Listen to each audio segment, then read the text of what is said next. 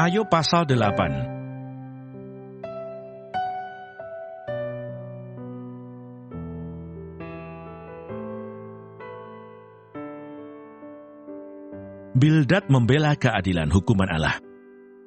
Maka berbicaralah Bildad orang Suah. Berapa lamakah lagi engkau akan berbicara begitu? Dan perkataan mulutmu seperti angin yang menderu. Masakan Allah membengkokkan keadilan? Masakan yang Maha Kuasa membengkokkan kebenaran? Jikalau anak-anakmu telah berbuat dosa terhadap Dia, maka Ia telah membiarkan mereka dikuasai oleh pelanggaran mereka. Tetapi engkau, kalau engkau mencari Allah dan memohon belas kasihan dari Yang Maha Kuasa, kalau engkau bersih dan jujur, maka tentu Ia akan bangkit demi engkau, dan Ia akan memulihkan rumah yang adalah hakmu. Maka kedudukanmu yang dahulu akan kelihatan hina, tetapi kedudukanmu yang kemudian akan menjadi sangat mulia. Bertanya-tanyalah tentang orang-orang zaman dahulu, dan perhatikanlah apa yang diselidiki para nenek moyang. Sebab kita anak-anak kemarin tidak mengetahui apa-apa, karena hari-hari kita seperti bayang-bayang di bumi. Bukankah mereka yang harus mengajari engkau, dan yang harus berbicara kepadamu, dan melahirkan kata-kata dari akal budi mereka? Dapatkah pandan bertumbuh tinggi, kalau tidak dirawa, atau mensiang bertumbuh subur, kalau tidak di air? Sementara dalam pertumbuhan, sebelum waktunya disabit, layulah ia lebih dahulu daripada rumput lain. Demikianlah pengalaman semua orang yang melupakan Allah. Maka lenyaplah harapan orang fasik, yang andalannya seperti benang laba-laba, kepercayaannya seperti sarang laba-laba. Ia bersandar pada rumahnya, tetapi rumahnya itu tidak tetap tegak. Ia menjadikannya tempat berpegang, tetapi rumah itu tidak tahan. Ia seperti tumbuh-tumbuhan yang masih segar di panas matahari. Sulurnya menjulur di seluruh taman. Akar-akarnya membelit timbunan batu, menyusup ke dalam sela-sela batu itu. Tetapi bila ia dicabut dari tempatnya, maka tempatnya itu tidak mengakuinya lagi, katanya. Belum pernah aku melihat engkau. Demikianlah kesukaan hidupnya, dan tumbuh-tumbuhan lain timbul dari tanah. Ketahuilah, Allah tidak menolak orang yang saleh, dan Ia tidak memegang tangan orang yang berbuat jahat. Ia masih akan membuat mulutmu tertawa, dan bibirmu bersorak-sorak. Pembencimu akan terselubung dengan malu, dan kemah orang fasik akan tidak ada lagi.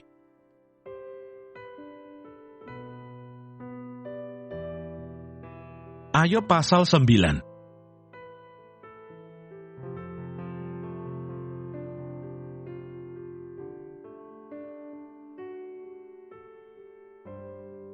Jawab Ayub, tidak seorang pun dapat bertahan di hadapan Allah. Tetapi Ayub menjawab, sungguh aku tahu bahwa demikianlah halnya. Masakan manusia benar di hadapan Allah?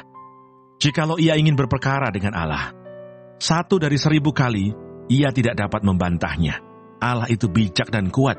Siapakah dapat berkeras melawan Dia dan tetap selamat? Dialah yang memindahkan gunung-gunung dengan tidak diketahui orang, yang membongkar-mangkirkannya dalam murkanya, yang menggeserkan bumi dari tempatnya, sehingga tiangnya bergoyang-goyang, yang memberi perintah kepada matahari, sehingga tidak terbit, dan mengurung bintang-bintang dengan meterai, yang seorang diri membentangkan langit, dan melangkah di atas gelombang-gelombang laut, yang menjadikan bintang biduk, bintang belantik, bintang kartika, dan gugusan-gugusan bintang ruang selatan, yang melakukan perbuatan-perbuatan besar yang tidak terduga, dan keajaiban-keajaiban yang tidak terbilang banyaknya. Apabila ia melewati aku tidak melihatnya, dan bila ia lalu, aku tidak mengetahuinya. Apabila ia merampas, siapa akan menghalanginya? Siapa akan menegurnya apa yang kau lakukan? Allah tidak menahani murkanya, di bawah kuasanya, para pembantu Rahab membungkuk. Lebih-lebih aku, bagaimana aku dapat membantah Dia, memilih kata-kataku di hadapan Dia? Walaupun aku benar, aku tidak mungkin membantah Dia. Malah aku harus memohon belas kasihan kepada yang mendakwa aku. Bila aku berseru, Ia menjawab.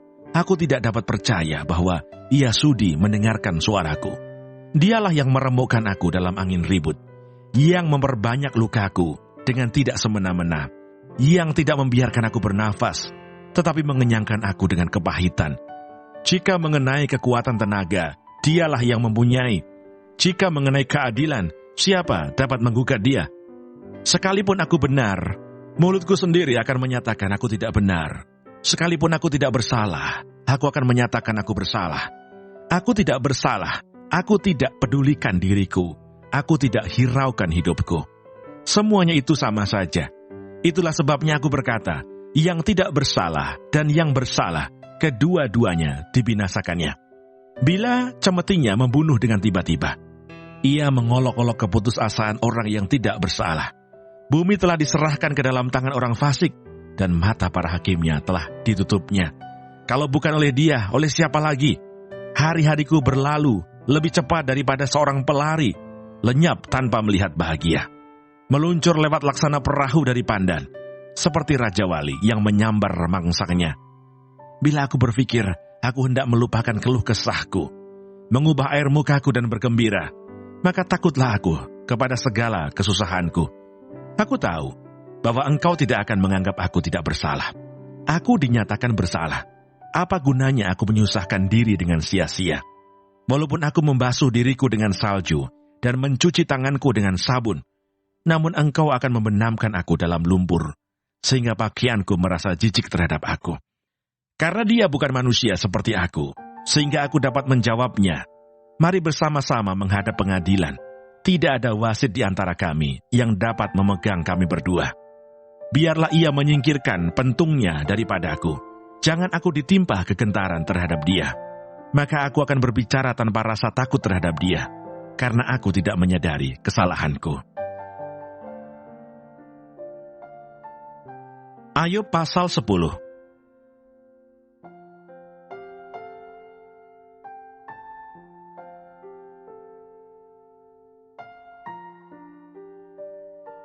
Apakah maksud Allah dengan penderitaan? Aku telah bosan hidup. Aku hendak melampiaskan keluhanku. Aku hendak berbicara dalam kepahitan jiwaku. Aku akan berkata kepada Allah, jangan mempersalahkan aku. Beritahukanlah aku, mengapa engkau berperkara dengan aku? Apakah untungnya bagimu mengadakan penindasan, membuang hasil jerih payah tanganmu, sedangkan engkau mendukung rancangan orang fasik? Apakah engkau mempunyai mata badani? Samakah penglihatanmu dengan penglihatan manusia?